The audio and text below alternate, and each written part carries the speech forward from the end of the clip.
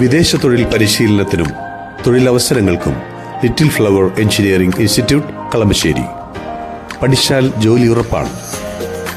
തമിഴ്നാട്ടിൽ തോറ്റ DMK കോൺഗ്രസുമായി ചില വൈരാഗ്യ ബുദ്ധിയുടെ പേരിൽ കോൺഗ്രസിനെ തള്ളിപ്പറയുകയും കോൺഗ്രസ് അവസരവാദികളാണെന്ന് പറഞ്ഞ് സ്വയം ഇളിഭ്യരാവുകയും ചെയ്യുകയാണ്. വാസ്തവത്തിൽ BJPയുമായി കൂട്ടുകെട്ടുണ്ടാക്കാനാണ് DMKയുടെ ശ്രമമെങ്കിൽ അത് വെള്ളത്തിൽ വരച്ച വര പോലെയാകും. കാരണം DMK എന്ന പാർട്ടി പ്രസ്ഥാനം നിലനിൽക്കുന്നത് തന്നെ മതേതര വോട്ടിൻ്റെ പേരിലാണ്.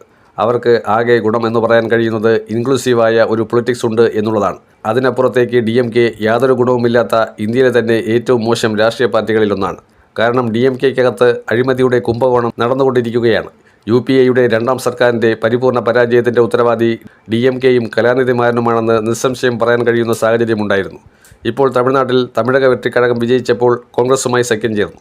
5 MLAമാർ TVKയുടെ ഒപ്പം പോയി. TVK ഇന്ത്യ മുന്നണിയിൽ അംഗത്വമെടുക്കാൻ തൽപരരായി നിൽക്കുകയാണ്. അവർ കോൺഗ്രസിനെ ചെറുതായി കാണുകയോ കോൺഗ്രസിനെ അള്ളുവയ്ക്കാൻ ശ്രമിക്കുകയോ ഒന്നുമല്ല. അവർ മാന്യമായി ഇന്ത്യ മുന്നണിയിൽ ഇടം പിടിക്കാനുള്ള സാഹചര്യങ്ങൾ നോക്കുകയാണ്.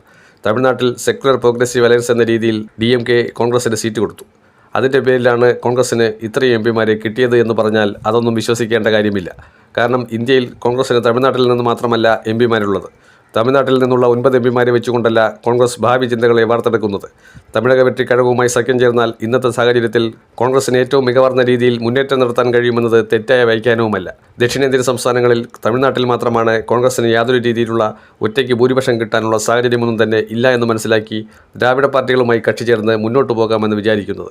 ദ്രാവിഡ പാർട്ടികൾ എന്ന രീതിയിലുള്ള പോളിസിയും അത്തരത്തിലുള്ള നയങ്ങളുമൊക്കെ തമിഴകം മറന്നു കഴിഞ്ഞിരിക്കുന്നു എന്നതാണ് വാസ്തവം.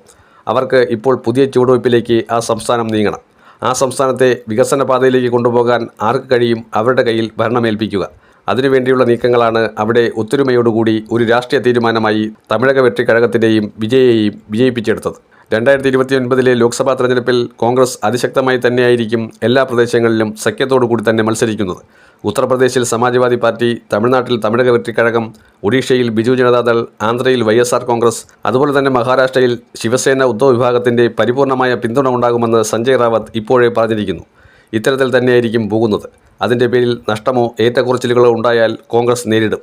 അതിൻ്റെ പേരിൽ DMKയും സ്റ്റാലിനും മകനുമൊന്നും കോൺഗ്രസിനെ അള്ളുവയ്ക്കാൻ വരേണ്ട എന്നാണ് തമിഴ്നാട് കോൺഗ്രസ് ഘടകം പറഞ്ഞിരിക്കുന്നത്.